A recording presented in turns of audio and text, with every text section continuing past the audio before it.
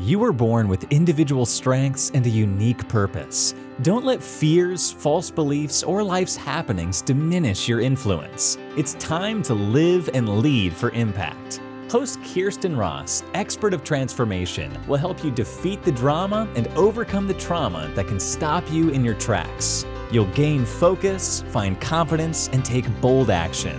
Unleash passionate, purposeful you. Let's go. Welcome to Live and Lead for Impact. I'm Kirsten Rossvogel, your host and team performance pro, and today's episode is 310. I have Jeff Marconnette Jr. with me today. He's the international Make Every Second Count speaker and a transformational speaker, author, coach, a youth mentor, and the host of Make Every Second Count. Live on Facebook and YouTube, all from the sleepy town of Piqua, Ohio. His life was nearly ended at the young age of 17 while waiting to turn at a green light. After 18 years of recovery, which he still continues today, he now sees why it is so important to make every second count. He stresses that point to everyone he works with because very few people ever get a second chance at life, and he doesn't want anyone to waste the one they get. It's time for you to stop wasting time and learn how to make every second count. Now, stand to your feet, it says. So, if you're driving while listening to this podcast, don't do that. So welcome, Jeff, and thanks so much. I'm looking forward to hearing more about your story. Thank you, Kirsten. I'm proud to be here. Very honored to. Yeah. So tell me, we have to start with this experience that you had. And it sounds like that is exactly what has motivated you to make your unique impact in the world. So tell us more about it. Yes. So when I was in high school, a junior to be specific, I went to my high school and then I went to a vocational school half day. So I had open lunch. As I was heading to lunch one day, I was sitting at a red light, changing the music on my radio, and a friend behind me actually honked at me. Now, I don't know about you, but I have a lot of friends that like to make me do stuff wrong, like to make me look dumb. So I quickly looked up and actually made sure the light was green. It was, and I went ahead and pulled forward. The only problem with that was when I did is semi-truck ran the red light, T-boning me in the intersection, automatically leaving me unconscious, and I would spend the next 2.5 months in a coma. I broke my neck, which I wore a halo like an angel for 3 months, and then I had a fractured jaw, 2 fractured ribs, a punctured lung, and a ruptured spleen. Now, my worst injury is one that nobody can see. And it's what makes me talk a little slow and walk a little funky. But my worst injury was a traumatic brain injury. Now, a lot of these injuries are deadly by themselves. And I had them all at once. So as you can imagine, it wasn't good. They didn't know if I was going to make it for the first couple weeks after my accident. And I would spend a lot of time in ICU. And then I went to a step down unit. And then I actually went to a rehab unit on the hospital. And that bio that I sent you was actually a little out of date. And I'm sorry about that, but I have been in therapy now for 20 plus years. Wow. And I thought what you were going to say is that your friend was beeping kind of to say hello, but that you thought they were beeping that the light was green, but the light was actually green, but a semi ran it. So wow, I can't believe what you've gone through and continue to go through, and how amazing. I love that you're using this experience to impact the world. Yeah, well, I had this trauma and I decided that I wasn't going to be the victim and I wasn't going to take pity on myself. And I was going to come out the other side stronger. I was going to use my pain to ease somebody else's pain. So tell me how soon, you were in the hospital for all that period and rehab and all of that and still in therapy. How long after that accident were you writing or speaking or, using this already to help others? Well, it was 2 years after my accident when I started speaking at a program at the hospital where I was called Drive Alive. Now, this is a nationally recognized program, and we just help youngsters that have been convicted of driving offenses or like underage drinking or even drugs and alcohol and all kinds of things that I tell them about my experiences through rehab and explain to them that they are taking risks with their life and their life is just beginning. And I try to help them through what they're going. That's amazing. So, and you say you're an author. So tell me, what is the name? How many books have you written? And tell me the names. Well, I am a co-author in Live Your Best Life, Answer the Call. And I was in that. I have 2 chapters. It's pretty awesome because there are some other people that are amazing in that book. And then I have my own journal, which is a 9-week journal. And it is called Make Every Second Count, a 1,500-hour journal. And each week in that journal for 9 weeks has a different topic, and it helps people develop their winning mindset because everything in life is about your mindset, and it's how you look at the world is how the world is going to be. I so agree. Yes, we tell ourselves the story of, the facts happen, the events happen, and then we get to decide the story we tell ourselves about what just happened. And it's either going to be empowering and encouraging or have us feel dejected, discouraged, angry, a victim, all of those things. And how powerful, I think so many people feel like, oh, I have all the time in the world. And so they set goals, or maybe they don't even set goals, or they, having good intentions to make things happen or to focus on what's important. Or even as parents, I think sometimes we forget that, from the time your kids are born to the time they're graduating from high school, you have about 18 summers. And what are you going to do with those summers? There's so many. And I think it's so important to help people think about, time ticks away and it gets away from us, and being intentional about what you want to do, what you're going to do, the impact you're going to make with the minutes that you're given.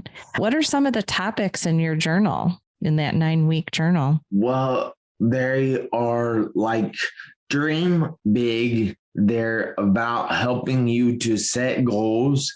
They're about, now you're going to make me look. That's okay. That's all right. Yeah, I know. Oh, and 1 week is on gratitude. Oh, and so important. Another week is on fight until you win. Another one is realize your potential. And then developing habits that count and serving other people and there's a lot of topics in here that will help you improve your life. And it was originally designed for people that are 11 through 21 years of age. But I have since discovered that it will work for anybody. I mean, it's not going to magically just help them if they let it sit there. But if they go through the prompts in it and write down, they will develop what I consider a winning mindset. That's great. So what strategies are you using for yourself to create your, I mean, I'm sure it's in this journal, but let's walk through, what is your choice for a mindset that you use each day? How do you set goals and keep the mindset that keeps you moving forward? Oh, let's see. So honestly, I don't really set goals. I should, but everybody has their areas that they struggle in, and I don't do that one. I should, but I don't. I'll admit that.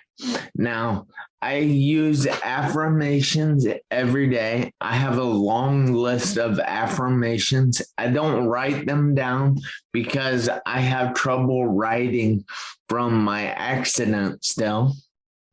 But I do say them out loud every day, at least 5 times. So that's pretty cool. And then I generally listen and read a lot of stuff, especially on like YouTube, and just tell myself certain things.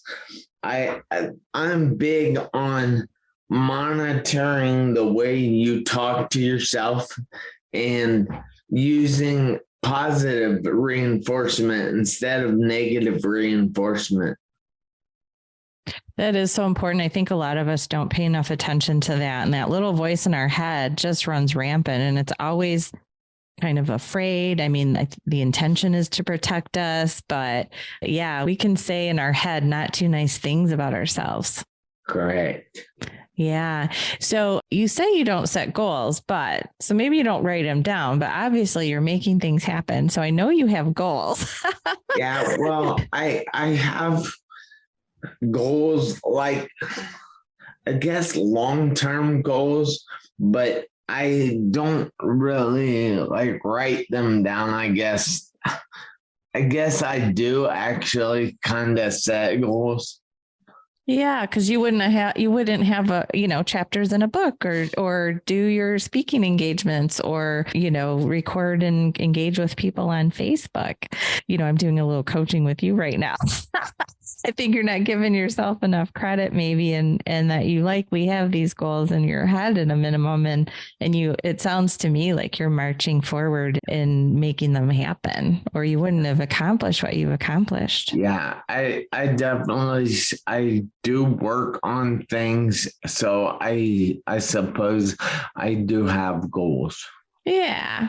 So I know, and all your social media will be on today's show notes. So I see, your website, which is jeffmarconettejr.com. That's JeffMarconette.com. YouTube, Instagram, Facebook, LinkedIn, and TikTok. So if someone were wanting to work with you or get support from you, what are the ways that they can do that? Well, it's not hard. So all my social media links are on my website at the top of the page. So when you go to www.jeffmarconettejr.com, all those links are listed there across the top in a very easy, just a push button way for you to find them. Great. And so it sounds like you have videos available that are going to be encouraging to people. And then this journal, the chapters in the book. Do you ever work individually with people, or is it mostly just connecting with you through social media?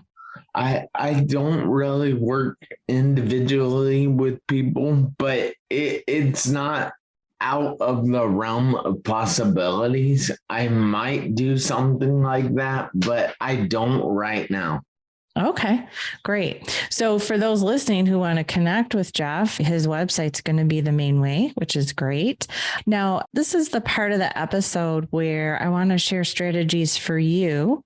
So I want you to think about a current challenge that stands in the way for you making your bigger, bolder impact, whether it's clarifying some things for yourself. I know you already got that mindset situated for you, but any kind of communication, boundaries, leadership, kind of anything. Is there anything that stands in your way right now? And I'm going to do a quick little bit of coaching. And the beautiful thing about this is hopefully you'll get some value, and then listeners are likely going through the same thing, and then they're going to get value too. Well, I know personally, especially like with people in the speaking and coaching realm of everything, that we struggle a lot with money. And that's a big thing on my plate too, because I don't make regular money all the time. And that makes things extremely hard, especially like the travel and stuff like that. So when you're traveling to speak, are you talking about? Yeah, at times. So whoever's having you speak, they're not covering that for you? No, they sometimes they do. Okay.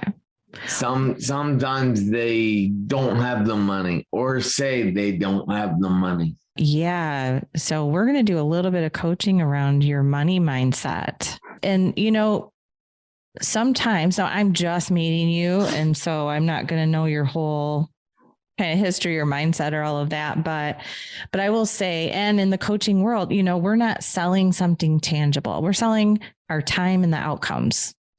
And sometimes we can start to feel like, well, I'm just going to do this thing, or I'm just going to share this with someone, or we feel guilty for charging for the work that we're doing. And, you said it at the end there, at least they say they do. When you said they don't have the money, at least they say they do. And here's a couple things. One, and I am all about, we are put on this earth in service to do our important work. Yeah. To service others. But that's my biggest problem. My willingness to serve other people is so big that I don't, when people pretend to say they don't have the money, or they don't have the kind of money that I need for travel out there. Yeah. It's just part of me, part of my heart that says, okay, well, I'll just come out there. Right. And that's when it gets expensive. Well, so let's talk a little bit about that, because here's the thing. Sometimes one, we are not called to live in poverty to serve the world or do whatever it is that we are put on this earth to do. And it is okay to be paid.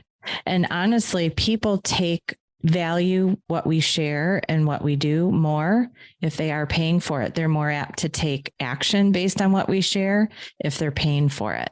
And many times it's not that they don't have the money, it's they're not prioritizing this work. And so why do you want to invest your time if they're not willing to invest their dollars? Because a lot of times people or organizations, they have the money. They're just choosing, hey, if we can get this for free, we're going to use our dollars elsewhere. And if they don't have skin in the game to really invest in what you have to share, again, they're not going to get as much value from it either. So now the investment of your time and your dollars, if you're spending on your own travel to get there, is not creating the difference it could if they were as invested and had skin in the game too. Yeah, exactly. So it's okay at times. Well, also we can be creative with what we, because it's looking for win-wins. And we also don't want to create scenarios where in our relationships, we're building up resentment and ultimately feel taken advantage of. And if if we're not creating win-wins, it's very difficult to not do that. Now, we can powerfully choose at times under certain circumstances to give away what we do, just like even organizations that have tangible goods, but it's in certain circumstances and not all the time. So for instance, I would encourage you to come up with reasonable, good rates for yourself and expect travel if you're traveling, and the value that you're bringing is worth it. And don't devalue yourself and allow that. And they're going to figure out a way if they really want you there. And from that place, when you're making enough to live and have a roof over your head and food on the table and all the things that we all need, from that place, then you can, with a generous giving heart, truly give under those certain circumstances. So for me personally, there are certain amounts of time that I'm willing to volunteer. There are also times when it is an organization that I know it's not that they're just prioritizing the money elsewhere, like they don't have the means to pay what I would normally charge. And so again, from that place of I choose and giving and generosity from a good place, and never feel resentful because I'm powerfully choosing to shift the way I'm charging. Also, there are ways, again, if you're not having to pay for travel, where you can get other things, like ultimately you're marketing yourself. And so there might be other value you can get from, if it's a target market where people in the audience might end up being paying clients or getting the word out more, where you can have a list, or, you can have professional video done of your speaking engagement, or, so there's lots of other things. But I would say while you're working on your mindset, I would 100% start thinking about your mindset around money, and also ways to monetize. I haven't looked at I always come in to my interviews fresh, because I like to have a conversation and I like to learn with the audience. And so I haven't looked at your website or what you're charging for any of your content. But, if you haven't already, I would say, you give some away for free, you give tons of value for people, but then there have to be paid components for that time with you or the higher level services that you bring. Yeah. All right. Is that helpful? Yeah, it's interesting. I know I do a lot of work with the local schools here, and I do that all for free because they're local to me, and I want to help out the local community as much as I can. And I know, like, in the beginning of next year, I am speaking to the entire 6th grade. And I said to the principal that I would like to have a videographer here. So that's one way you can get paid without getting paid. Mm-hmm. And I also said to him, I would like to get some testimonials. And that's another way that you get paid without getting paid.